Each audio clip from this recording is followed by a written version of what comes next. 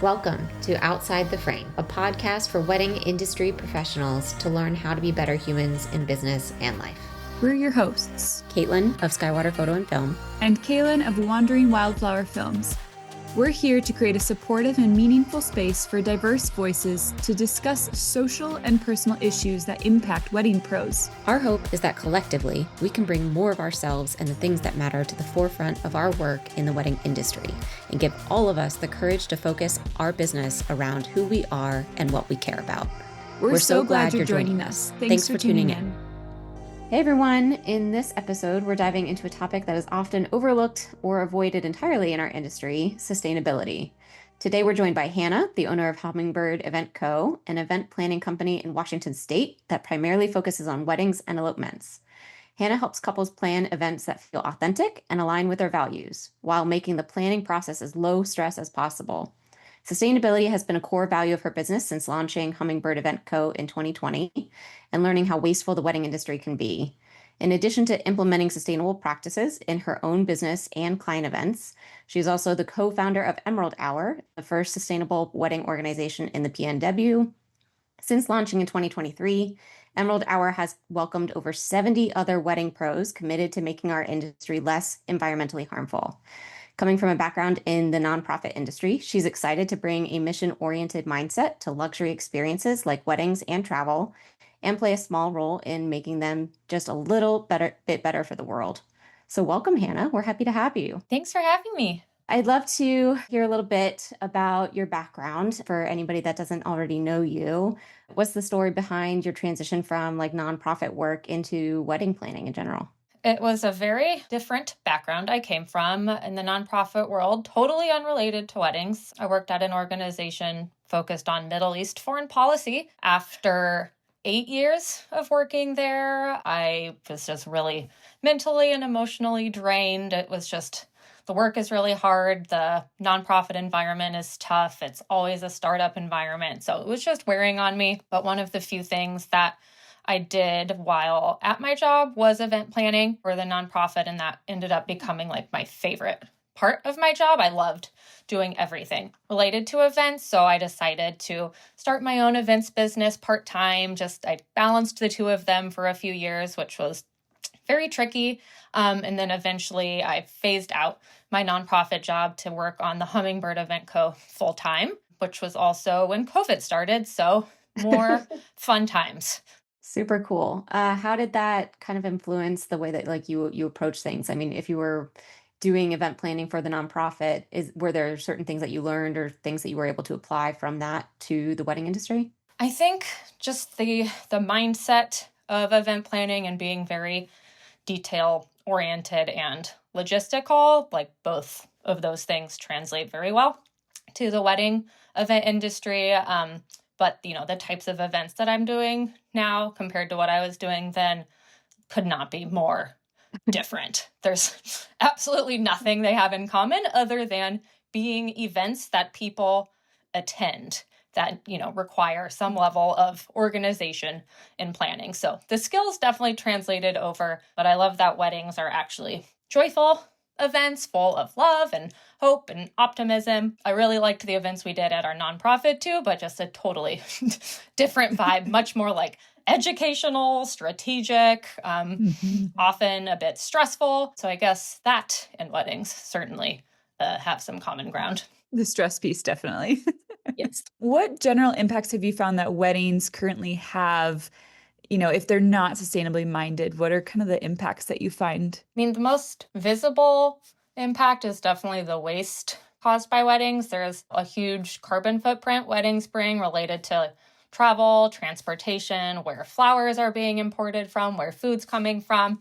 So that impact is definitely real. It's just you can't see it with your own eyes. The waste, that is the thing that by far anyone could notice at the end of the wedding while you're cleaning up, and you can kind of see what you're left with by the end. And it's honestly very, very disturbing sometimes how much waste just one day can generate. And how much is that? What is it, 300 or 400 pounds? There's a statistic out there that says the average is 400 pounds for a wedding in the US, but it's a statistic that just gets used over and over again. So I don't know if that's changed, if it's better, if it's worse. So I'm excited this summer to be working with a new initiative called Earthical. They're all about creating a platform to help couples find sustainable vendors and see what those vendors' like actual environmental impacts are. And they're doing a few case studies this summer, too, with me, where they'll actually be there on the wedding day and we can actually like do a little more hands-on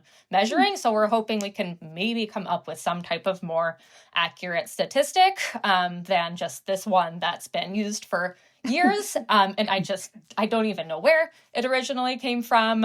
It sounds correct to me based on some of the weddings that I've seen and like the amount of trash that I see. So like it doesn't surprise me, but I would love to find out what is a more accurate number, and maybe it's different depending on the region in the US as well. It's something that I think a lot of vendors don't often think about immediately, especially anybody that's maybe, brand new into the industry. Was it something that you knew was already like pretty wasteful as an industry before you started, or was that something that you noticed like over time that like, sustainability became more and more important as a focal piece for your business?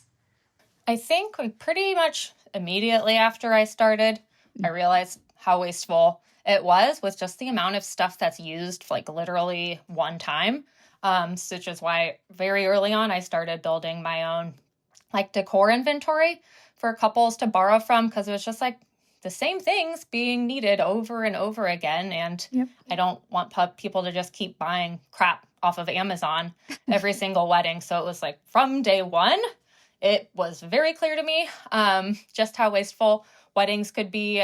So I was definitely starting small. When I first, launched my business, I was always interested in sustainability, but was never an expert. And only over the last few years have I become like a little more passionate and dedicated to it, outside of just living in Seattle, where you're kind of just mindful of the environment, I'd say, compared to a lot of other parts of the country. But I've been more intentional about it over the last few years than when I first started. So I think, for someone else who's just starting, it's like choose one thing you can commit to start doing. And like for me, that was building up my wedding decor inventory. So like from the very first year I started my business, I was able to give couples this stuff that you often need at a wedding day, things to hold table numbers and cake stands to hold cake and baskets to put cards in, just a lot of these things that maybe you don't have like hanging around your house. Why not save them some money and make sure, you don't have to go out and buy something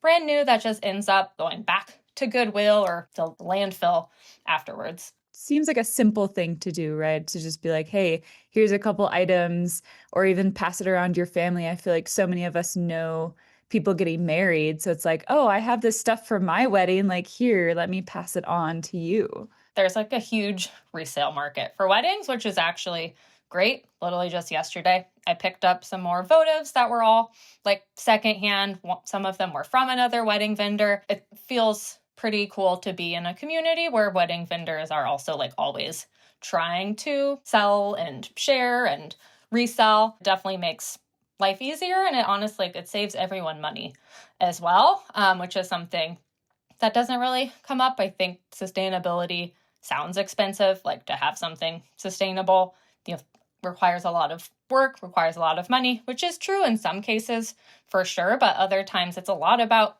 it's borrowing and reusing and thrifting, and like more often than not, that's just going to save everybody money. I think it's hard for people to realize also too, like why we should even care. Like if they're like, oh, it's just one day, right? What, how bad can it be? What would be kind of your response to that about, the whole reason why we should care? I mean, it's one day for you, but if you think about how many weddings happen every single day around the state, around the country, around the world, it's kind of alarming to think about. And I think that's kind of a just generally problematic mindset to have, that just, attempts to take responsibility off of you and say, I'm only doing this for one day. But the impact of that one day is so substantial. The impact of you having a few friends over for one day, that's probably pretty low. But for you to host, 100 people flying in from who knows where, then possibly generating 400 pounds of waste, that's a little bit harder to justify as just being, oh, it's one day. It's fine. Mother Earth will be okay. We always, I think, live in these like bubbles of, well, it's just us. And it's like, well, actually think about how many other people might be getting married on that same day, even, right? Around the country. It's pretty insane when you think about it. Well, and even if it's just one day, yeah, how long is it going to take for all that waste to break down? Yes. Are there any other myths or things that you've heard from people that you want to debunk right now or kind of mention? The money one is big, and to be transparent, there's definitely some parts of sustainable weddings that cost more.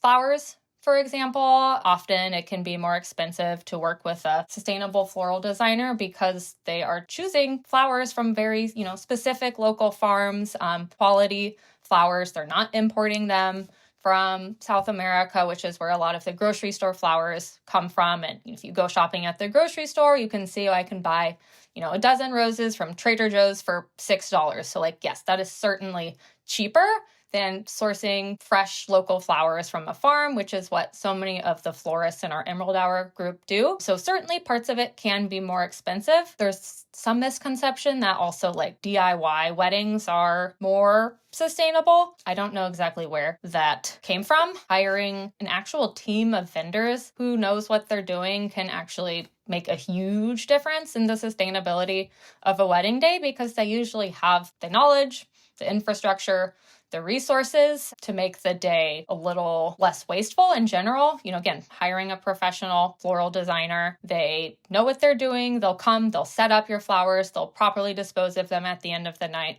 versus the approach where you're maybe just going out, getting a bunch of flowers, setting them up, and then it's kind of up to you to deal with them. And the same goes with caterers. The vendors that are part of the wedding day are for sure one of the biggest ways you can have a more sustainable wedding. I mean, the Emerald Hour group, just as one example, we're now at this moment, I think about 65 wedding vendors from pretty much every single category. So I love that we have this resource to share with couples. It's kind of different depending on where you live in the country.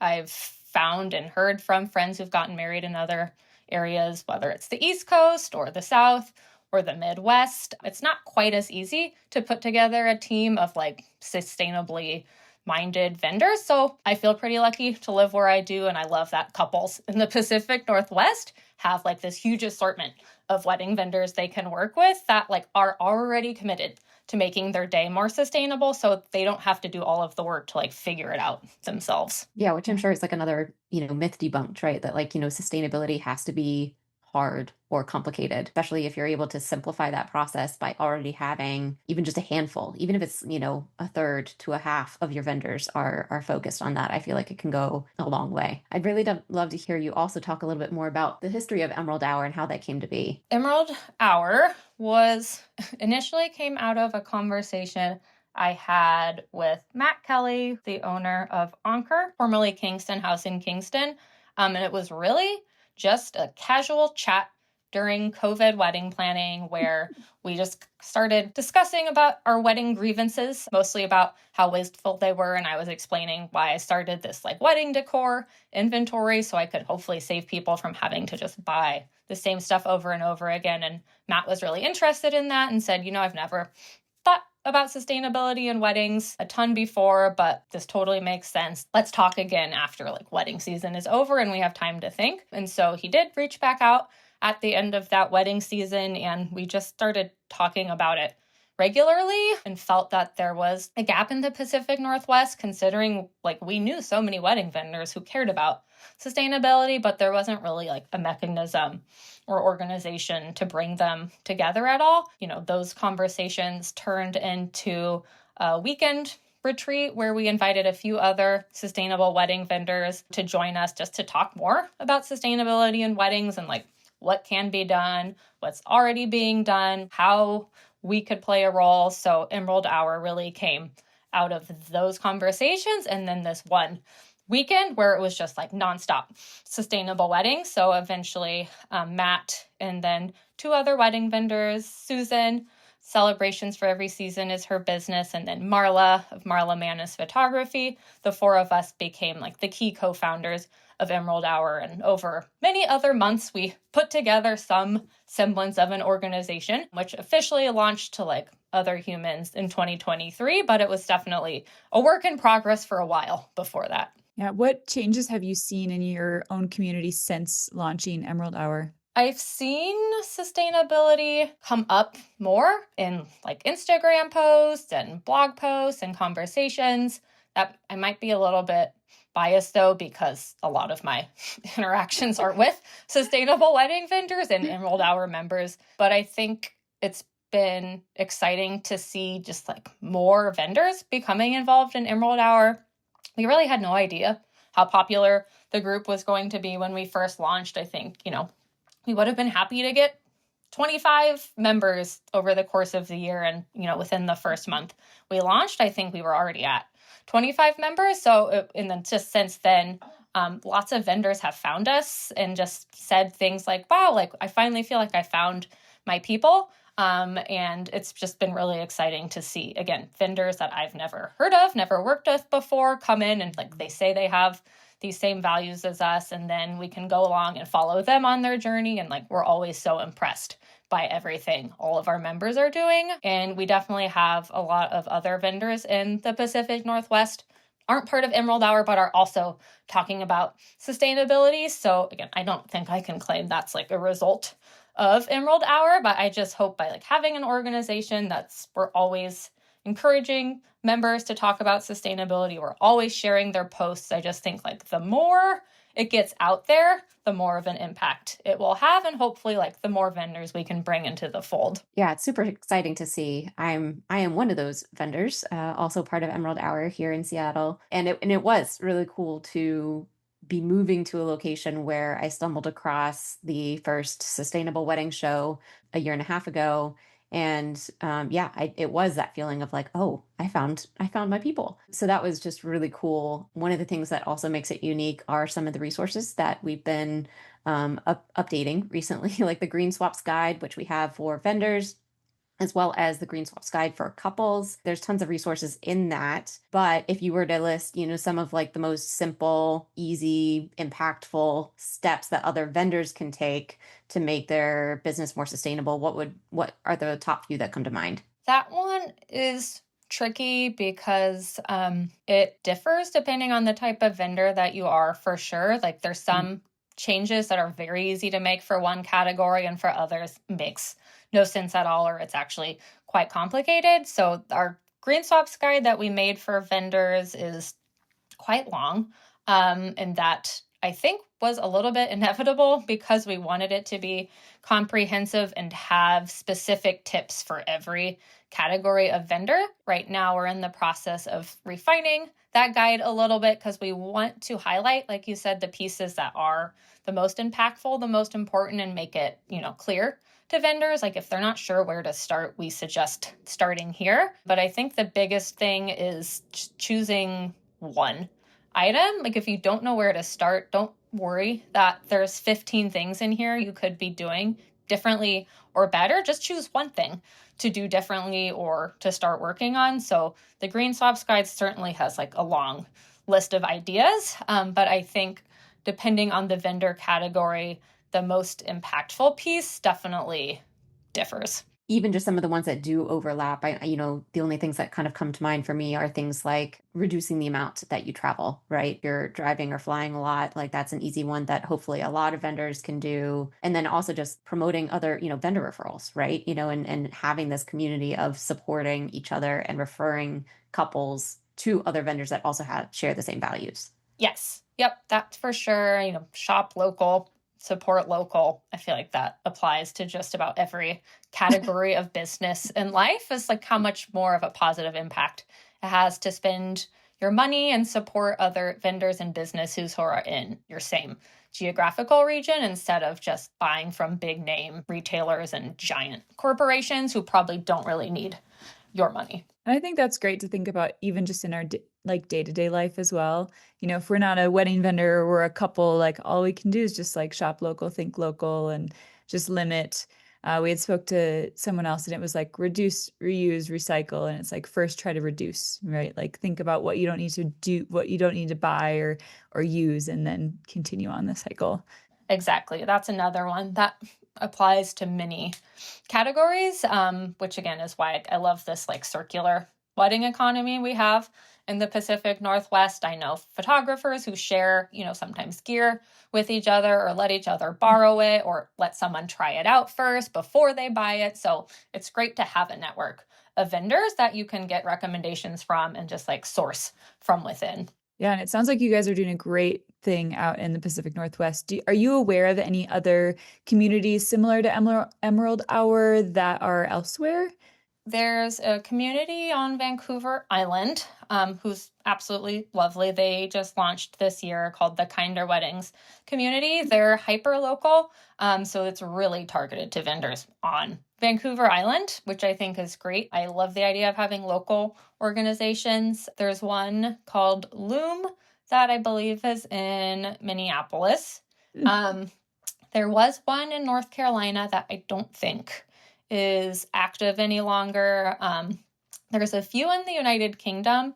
Actually, the Sustainable Wedding Alliance is one that I follow and I subscribe to their newsletter. They're like a pretty involved organization. Like they do a lot of work. I'm always like surprised by how much they're doing and wonder like how they do it and assume it must be someone's full-time job to run this organization because they have a lot of trainings and certifications that are really cool. And I think I've heard of something in Chicago. I think it's the Green Wedding Alliance or something. Yeah. Okay. Yes.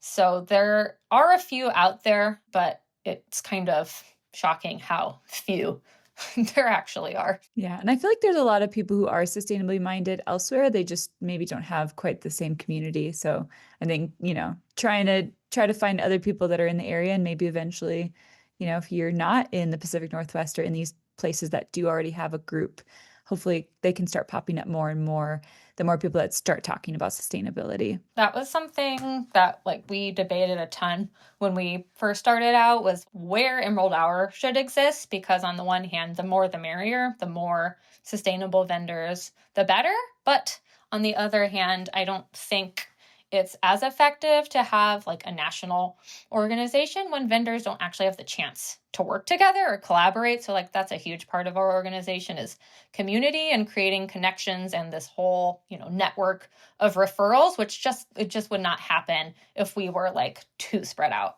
Yeah, I mean, it still fits with like the whole sustainability thing, like shop local. You have to find vendors that are local. You can't just like find someone and ship them across. It just doesn't work like that. And who knows who else might be inspired by the same concept, in order to apply it to, another state or another location. Would love to see like more Emerald Hours popping up all over the country. Well, and hopefully these are the conversations, right? Having these conversations will encourage someone to be like, oh, that's such a cool idea. We don't have that here in Iowa or wherever. And they're like, let's start one here. Yeah, I guess that also does kind of remind me of, this other, what I brought up in the very beginning. Sustainability is unfortunately not commonly talked about in the industry. And I feel like that is slowly starting to change. What would you say are probably like, you think like the top few reasons of why people are either hesitant to talk about it or kind of avoid talking about sustainability in the wedding industry in general? On the one hand, there's perhaps like fear of repelling potential couples who don't care about sustainability. Recently, Emerald Hour spoke on a panel about this at a Kinder Weddings conference in Victoria in February. And we spoke a lot about why it's actually okay to repel couples that aren't a good fit. It's just like it makes the working experience so much better and so much more positive when you can connect with couples who share your values instead of constantly butting heads. It's actually not a bad thing if your messaging repels couples that aren't a good fit, because on the other hand, it's just going to bring in couples that feel so aligned with you and your values and like are just very excited to work with you. So I think that is one fear that like we've heard of from other vendors. But on the other hand, I think there is sadly a lot of vendors and humans out there who just do not care about sustainability. It's not even remotely something that's on their mind. And it's like, this is the category of vendors that I think is like the hardest to reach or to like encourage to make sustainable changes. So yeah, I'd say it's, the fear of, driving couples away by being too outspoken with your values, too outspoken about sustainability. And on the other hand, you might not be saying anything because you do not care at all, and it is not one of your values. I totally agree. Caitlin and I have talked about this, a lot about showcasing your values more and making that a big piece of your business. So I feel like, her and I have definitely been on the same page a lot with that. And that's a huge piece of, wanting to start a podcast like this to begin with. Yeah, so much of that hesitation from other vendors too, I think also revolves around either misunderstanding about, like what you're saying of, these myths about what sustainable weddings actually look like, or how they could be formed, how they, can be designed, but also just, and this is from an environmental thing in general, people don't like to feel shamed or, like they're just constantly, being guilt tripped into doing something. Right. And so I think that unfortunately also kind of comes into play when people are like, well, I just want to do my job. I don't want to think about the impact it's having on the earth. It's like, yeah, there's like enough other things to be thinking about. How do I add this one more thing that I now have to like care about and put into practice, which is why like we're very much, again, all about like start small, choose something, choose one thing, like talk about it, be transparent about it, because it's also not very helpful if everyone is just, on their high horses, preaching about sustainability and how terrible everyone else is. That like it really doesn't encourage anyone else to want to make a positive change. So I think, not being judgmental or publicly shaming vendors, just like offering guidance and encouragement, suggestions, like that's very much the core of Emerald Hour. Yeah, I definitely think that is such a good point of like, we don't want to be shaming. And that's something we've talked about on this podcast before of you want to share your values. You want to be true to yourself because it'll be better for your couples. It'll be better for you. But then on top of that, we also don't want to shame people. So it has to come from a point of like kindness and just maybe education, right? We're trying to educate. We're trying to share our knowledge. We're not trying to say, oh, if you don't believe this, you're a terrible person. Shaming other vendors or couples is like the easiest way to like push them away from like wanting to make changes or become more sustainable. Oh, absolutely. Yeah, you want to be like, I'm open arms. I'm here. Let's have a conversation. Do you have any little tips or tricks for couples that are planning their wedding or maybe even just like a birthday party? They're planning a big event. What are things that they could do that are a little simpler or a different way to look at their planning around sustainability? Yeah, people ask me this a lot, and then I always end up giving them a list of like 15 things they can do. So I'll try to not do that right now. I think like some of the big buckets to think about are like waste reduction. So again, where can we reuse items? Where can we use what we already have? Where can we borrow or rent? Often, renting things like plates and glassware is so much easier than you think, and it's not as expensive as you would expect. And that already can reduce, however many disposables you might be using, plastic cups and plastic plates and cutlery, all of that stuff adds up, and none of that actually gets recycled properly. So just taking a moment to evaluate the items that you're using and figure out where you can, get rid of some of this single-use stuff. Sourcing locally, again, that's one we've already talked about, but instead of buying flowers at Trader Joe's that originally came from South America, can you go to your farmer's market? Get some flowers that were actually grown on a farm closer to where you live. Can you reduce the amount of meat being served? That's one that there's often like a lot of resistance to, and I don't think it gets talked about enough, is just having more plant-based options and like definitely less red meat is a huge way to reduce like the emissions associated with your wedding day. And I think that one's actually quite easy to do and is another that can probably save you a little bit of money in the long run by offering more options that are like plant forward or just like a little less meaty. I get a lot of resistance to this sometimes, but I'm a vegetarian. We did not serve red meat at our wedding. And like all of the guests, I think like we only heard good things about the food. I don't actually think it's something, someone would go and complain about later on, is that they weren't served a steak at your event. So that's kind of like a sneaky swap that couples can make at their wedding to reduce the impact. So that was like 3 things. Again, I could give you so many more, but that's a little bit of a starting point. Yeah, and those are simple, quick like switches. It's not like, oh, I have to do all these things and think about it's like, no, just do these quick little changes. These are things you'd probably be doing anyway. It's just finding ways to do them better. So like that's a big component of the work that I do with my couples is like we're not trying to add a bunch of stuff to your plate. We're just trying to do them a little bit better and a little bit more sustainably. So you were already going to get flowers. Why not source local flowers? You were already going to plan like a great menu with your caterer. Why not just ask them to reduce the amount of red meat being used? We know we need to give people stuff to eat off of. Let's just choose some, basic rental items that aren't super expensive, but are still like much nicer and way more positive for the environment than just the plastic crap that I'm just like so tired of. There's so many things that just keep popping up in a lot of these, wedding trends and traditions these days. And I do feel like, at least luckily, one of the trends that I think will naturally help things be a little bit more sustainable too is the fact that we're moving more towards a micro wedding, smaller wedding focus, because that means fewer people are traveling, fewer people need food and are producing waste from the day of. So I think that it is exciting. It's an exciting time to see some of these trends already naturally helping things in the industry be a little better.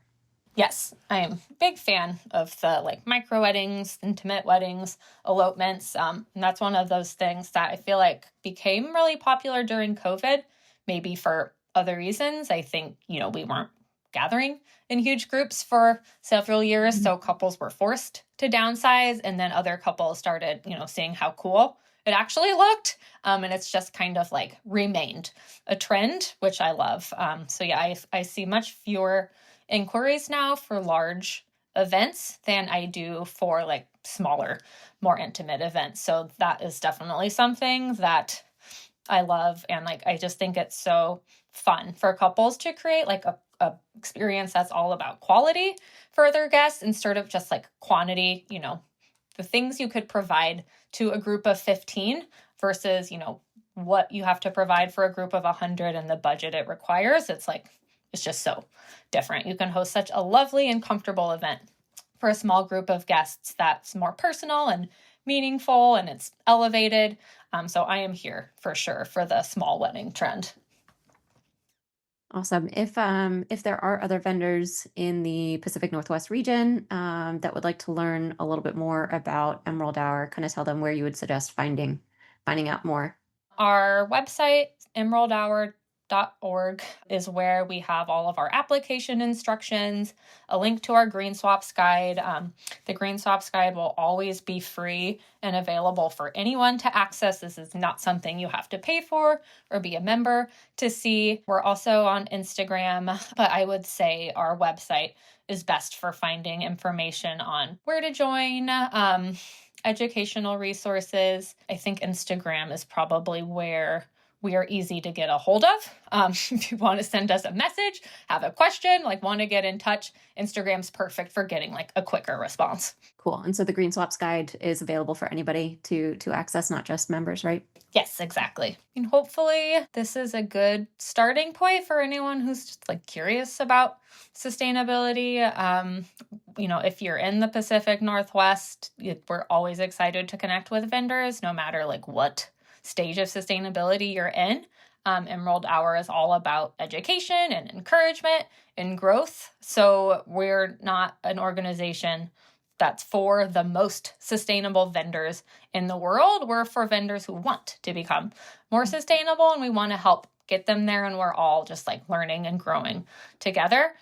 So I hope vendors feel excited to, start making some changes or learn how they can make some changes, and don't feel, overwhelmed or pressured to start, making 100 changes and do them perfectly immediately. In order for our world to be a little bit better, it takes all of us doing things maybe imperfectly rather than just a handful of people doing things perfectly, right? Yeah, exactly. Well, thanks so much for coming on the show. We really appreciate it. Yeah, like Kaylin said, we'll have some links to the resources and the Green Swaps guide. But we're so grateful to have you on, and I hope that this really offers some insight to people who are maybe curious about it. If you're at all curious about it, just to keep having an open mind and be willing to learn a few new things and not feel pressured to do all of it at once. Yes. Well, thank you so much for having me. And I'm so excited to hear the rest of the episodes. This seems like a podcast that's very needed in the wedding industry. Yep, that's how we're feeling about it. We're like, it's time. It's time to have these conversations.